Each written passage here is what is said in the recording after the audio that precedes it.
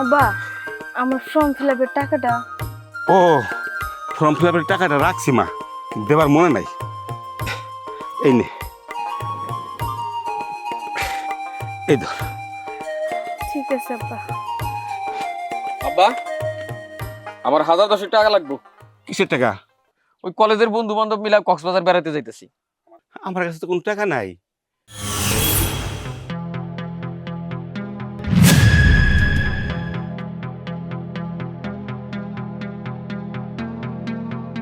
এই তো টাকা। তুমি কেউ টাকা নাই? আরে মানুষ ছেলেদের জন্য লাখ লাখ টাকা খরচ করে, তুমি দেখি তার উল্টা। ছেলের বেলায় টাকা থাকে না, মায়ের বেলায় টাকা থাকে। বাপরে, এটা তো তোর বোনের ফর্ম ফিল আপের টাকা। ওর আজকে ফর্ম ফিল আপের লাস্ট ডেট। আমি অনেক কষ্ট করে এই টাকা কটা জোগাড় করছি। এই টাকা কটা নিস না রে বাপ। ভাই দেখ ভাই, তুই একটু বোঝার চেষ্টা কর। এইটা আমার কলেজের ফর্ম ফিল আপের টাকা। আজকে যদি আমি ফর্ম ফিল আপের টাকা না দিতে পারি, আমি ভাই পরীক্ষাটা দিতে পারবো না। আমার টাকাটা দিয়ে দে তুই। টাকা আমার হাতে আসছে, এই টাকা আমার। এই টাকা আমাকে কক্সবাজার নিয়ে যাবে।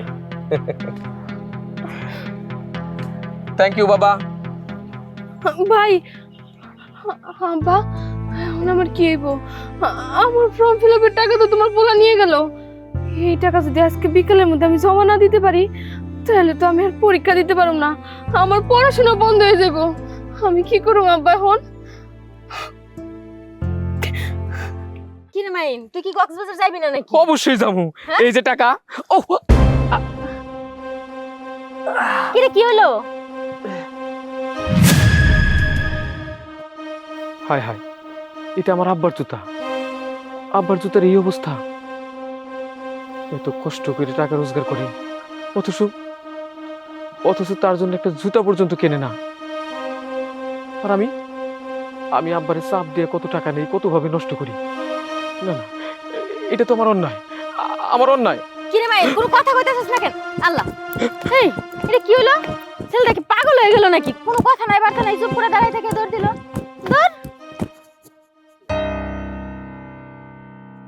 কিরে বাপ, তুই না কক্সবাজার যাবার জন্য টাকা জমা দিতে গেলি, ফিরাইলি কে? আমি আর কক্সবাজার যাবো না আব্বা। কি সমস্যা হয়েছে তোর? আরো টাকা লাগবো, আমারে ক, আমি ব্যবস্থা করে দিন তোরে। আমার সমস্যা হইল এই জুতা।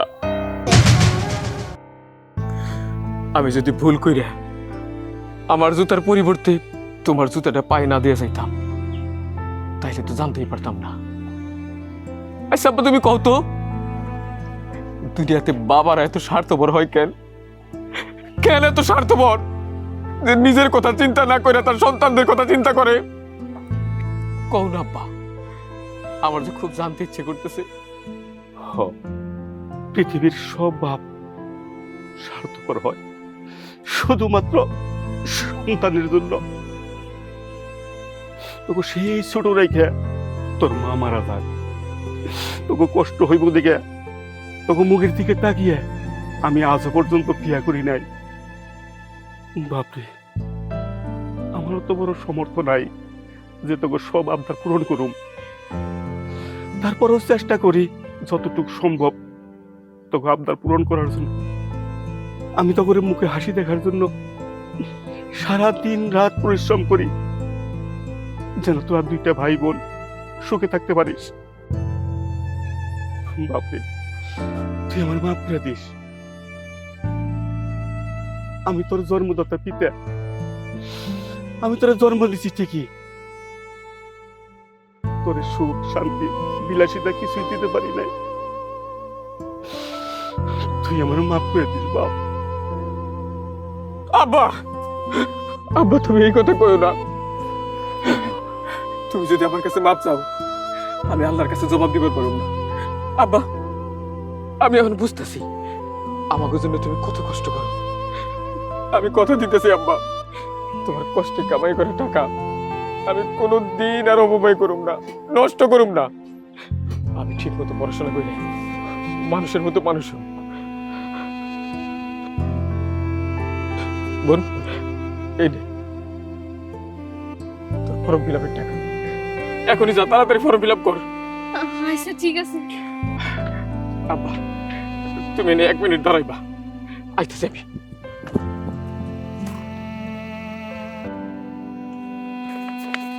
আব্বা আমি কিছু টাকা জমাইছিলাম, ওই টাকা দিয়ে তোমার জন্য 1 জোড়া জুতা কিনছি।